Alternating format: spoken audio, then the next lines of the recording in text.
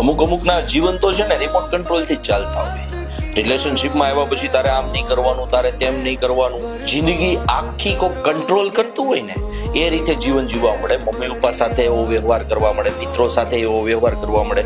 આ માત્ર છોકરીઓમાં નહીં, છોકરા છોકરીઓ બંનેમાં આ વસ્તુ મેટર કરે. યાર કોક તમને કંટ્રોલ કરે એ પ્રેમ નથી. સપના જેની સાથે પૂરા થાય એ પ્રેમ છે. સપનાને લોક કરીને મૂકી દેવામાં આવે એ પ્રેમ નથી.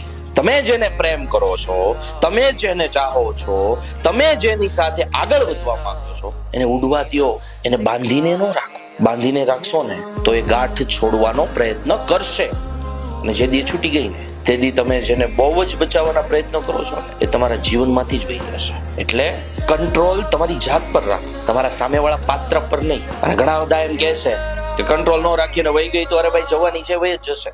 જવાનો છે, વયો જ જશે, રહી નહીં જાય.